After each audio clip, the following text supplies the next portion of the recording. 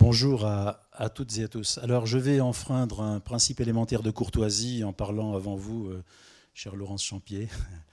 Mais j'ai une excuse, c'est pour vous dire que je suis très content, en fait. Je suis très content de ce partenariat qu'on a mis en place il y a un an et qui se ponctue aujourd'hui par une troisième conférence donc sur le thème du FAS, enfin, qu'on a retenu au FAS de alimentation et précarité, que vous allez aujourd'hui centrer sur les sujets, ce qui évidemment nous intéresse beaucoup. Je saisis cette occasion pour vous dire, parce que tout le monde ne le sait pas forcément, et vous êtes un peu chez nous, donc je vous accueille au FAS, pour vous dire ce que le FAS fait. En fait, il aborde toujours les sujets par l'angle des sciences. Un sujet comme celui-ci, alimentation et précarité, évidemment, on entre dedans par les sciences de la vie. Il y a un thème qu'on aborde beaucoup, qui est celui de la nutrition, qui est évidemment connu. Mais quand on s'intéresse aux revenus et aux strates de la population qui ont des revenus faibles, évidemment, on rencontre d'autres champs scientifiques qui sont les champs qui est le champ des sciences du comportement. Et donc, évidemment, on sera de plein pied aujourd'hui dans le champ des sciences humaines et sociales. Et d'ailleurs, mon cher Jean-Pierre, je crois que tu vas avoir l'honneur d'animer cette matinée. Alors, le Fonds français fait des sciences, entre dans les sciences, mais il le fait avec des objectifs. Le premier objectif, c'est faire en sorte que l'alimentation soit favorable à la santé et qu'elle le soit finalement indépendamment des revenus qu'on a, qu'elle le soit indépendamment de l'âge qu'on a. Et le deuxième objectif, qui rejoint d'ailleurs le premier, c'est le fait qu'on travaille pour faire en sorte que les inégalités sociales ou les inégalités d'accès à l'alimentation se réduisent. Et Dieu sait que la variation est grande entre les niveaux de revenus pour ce qui est d'une alimentation saine, sûre, diversifiée, etc., etc. Et puis, le troisième objectif sur lequel on travaille, alors celui-ci, j'ai presque tendance à croire que personne ne le voit. Or, il est essentiel. C'est celui de l'espérance de vie en bonne santé. Et également, ici, je pense que ça discrimine beaucoup selon les revenus. Vous savez, on se réjouit toujours du fait qu'on gagne à peu près un trimestre de vie, d'espérance de vie tous les ans. Ça, c'est bien. Sauf que depuis 30 ans, quand on regarde l'âge d'apparition de la première pathologie invalidante, ça ne bouge pas. Donc, c'est-à-dire tout le temps qu'on gagne sur l'existence, c'est du temps en mauvaise santé ou avec une santé dégradée. Donc ça, c'est pas bien. Et quand on regarde cet âge, cette espérance de vie en bonne santé, pour les revenus les plus élevés, c'est 63 ans.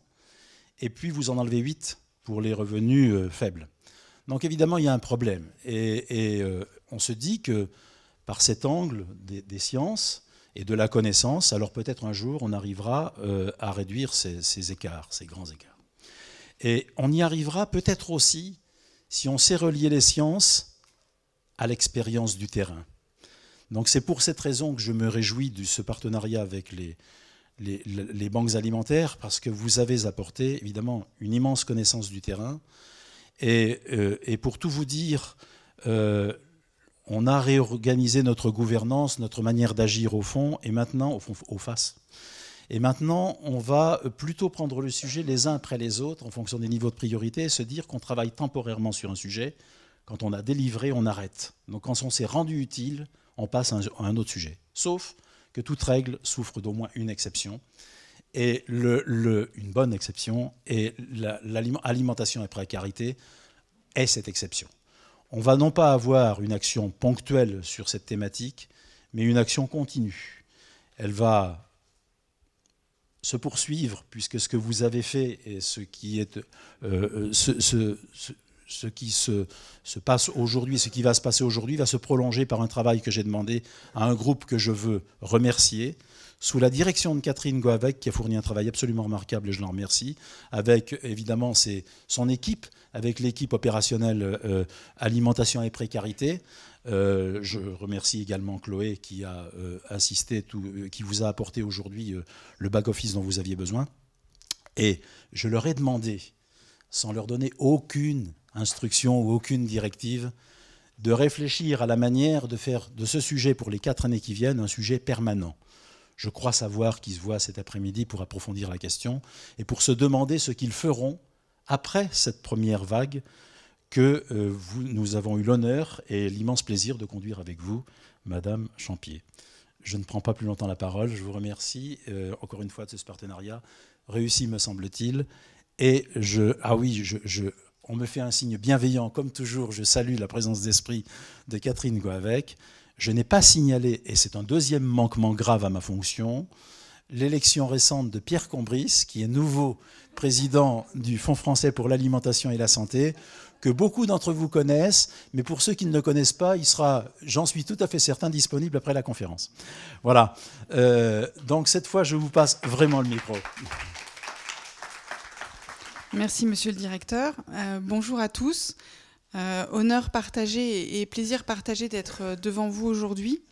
C'est vrai que l'aide alimentaire et le projet porté par les banques alimentaires depuis bientôt 35 ans, c'est d'utiliser, dans le bon sens du terme, l'alimentation comme porte d'inclusion. D'inclusion pour les personnes qui sont en grande précarité ou simplement qui sont au bord de basculer dans la précarité et de leur permettre, au travers des associations de partenaires du réseau, de pouvoir entamer un dialogue, je dirais être plus accompagné dans le bon sens du terme et non pas assisté comme parfois on nous le reproche. Donc un grand merci de nous donner la parole ce matin. Les banques alimentaires, c'est donc 35 ans d'histoire avec un projet associatif assez, je dirais, hors norme puisque nous avons été créés par des associations pour les associations. Et ça, c'est extrêmement important. On est un réseau très ouvert. On n'est pas replié sur nous-mêmes. Aujourd'hui, on a 5400 associations partenaires et CCAS qui viennent s'approvisionner dans les 79 banques alimentaires de notre réseau. Nous sommes partout présents en France métropolitaine, mais aussi aux Antilles et à La Réunion, où les équipes et les associations font un travail formidable. On est aussi, et c'est un choix de l'État français, d'avoir choisi les bénévoles quand même pour gérer ce lourd problème de l'aide alimentaire. Donc investi d'une mission qui est extrêmement importante. Je tiens à dire aussi que les associations partenaires qui viennent chez nous, il y a des grands réseaux, mais la majorité des associations partenaires des banques alimentaires sont des associations indépendantes, avec des bénévoles, des gens qui donnent de leur temps et de leur énergie pour pouvoir accompagner les personnes en situation de précarité. L'étude que je vais vous présenter ce matin, alors je vais juste voir où je dois appuyer sur la petite flèche, voilà, merci. Qu'on va vous présenter, dont je vais vous présenter la synthèse ce matin, est réalisée depuis 2006. Elle est conduite tous les 2 ans et elle a pour, je dirais, vocation de faire une photographie à un instant bien donné du profil des personnes qui sont accompagnées par notre... Alors je ne sais pas parce que j'ai Monsieur Corbeau avant. Donc je vais d'abord vous laisser la parole et puis je reviendrai à mon analyse après. Bien, bonjour. Je dois excuser la présence, enfin je le dis maintenant parce qu'après je risque d'oublier, la présence du Secours populaire qui nous a prévenu hier dans l'après-midi que la personne qui devait faire l'intervention ne pourrait pas la faire et qu'elle allait trouver personne pour le remplacer. Donc nous aurons un tout petit peu plus de temps de parole pour des questions et pour discuter puisqu'il y a une personne de moins dans la table ronde qui suivra l'exposé dont on parlera. Donc cet exposé a un statut à part, c'est-à-dire qu'on... comment dirais-je, les banques alimentaires continueront d'assister à la table ronde, mais n'interviendront pas, sauf éventuellement pour poser des questions, bien évidemment. Cette troisième conférence, donc il y a d'abord un exposé, puis ensuite une table ronde que j'aurai le plaisir et le privilège d'animer. Cette troisième conférence s'inscrit dans un cycle de conférences, comme on le dit. Et les 2 premières étaient intéressantes, puisqu'il y a une sorte de dynamique que le groupe de travail sur la précarité avait mise en place. Cette dynamique, c'est le fait que nous partions finalement de l'existant. Donc la première conférence a été une conférence où on a montré la nécessité d'approcher de façon plurielle la précarité, de voir qu'il n'y a pas une précarité, mais des formes de précarité, qu'on peut les regarder depuis la nutrition, depuis l'économie, depuis les sciences humaines ou les sciences, comme Daniel Nero l'a dit tout à l'heure. C'est-à-dire qu'il y a obligation d'avoir une approche plurielle et pluridisciplinaire pour saisir un objet qui lui-même est pluriel. On aura l'occasion d'y revenir. C'était le premier temps de la conférence. La deuxième conférence était une conférence qui était construite essentiellement sur les projets qui avaient été financés par le FAS et qui étaient des projets, disons, de grande envergure et très divers aussi, puisque ça pouvait passer par une radio, enfin l'animation d'une radio dans une banlieue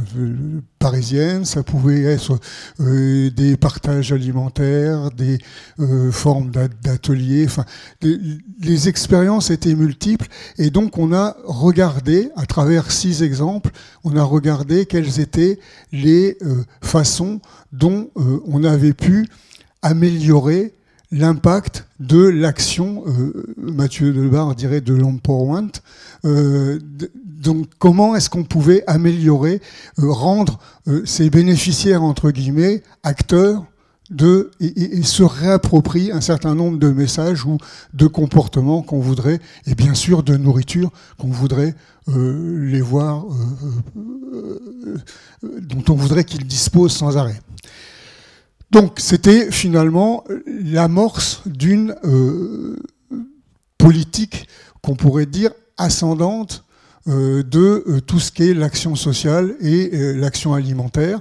Autrement dit, la base, pour reprendre un langage que les politiques parlent sans arrêt, ou les journalistes, les bases vont remonter des besoins, etc. Et on l'a vu à travers ces exemples. Et aujourd'hui, pour continuer, parce qu'on ne terminera pas, justement, c'est ce que Daniel Nero vous a expliqué, mais pour continuer cette dynamique, la 3e conférence, donc, va être une conférence qui, encore une fois, à travers sans doute beaucoup d'exemples matériels, mais là, plus généraux que les simples projets qui avaient été restitués l'autre fois, et en faisant intervenir un certain nombre d'acteurs que j'aurai le plaisir de vous présenter tout à l'heure, vont pouvoir discuter de tout ce qui pourrait être des solutions pour changer les représentations qu'on a de ces publics de précarité, pour mieux les entendre, pour peut-être les mettre en position centrale, c'est-à-dire on partira d'abord de ces demandes et de ces besoins qui sont là et qui passent bien sûr par l'alimentation, mais vont bien sûr imbriquer d'autres besoins, et je pense que ça va tout de suite arriver dans l'exposé qui va nous être fait maintenant, d'autres besoins en termes de santé, en termes de mode de vie, etc., que le simple approvisionnement alimentaire. Voilà.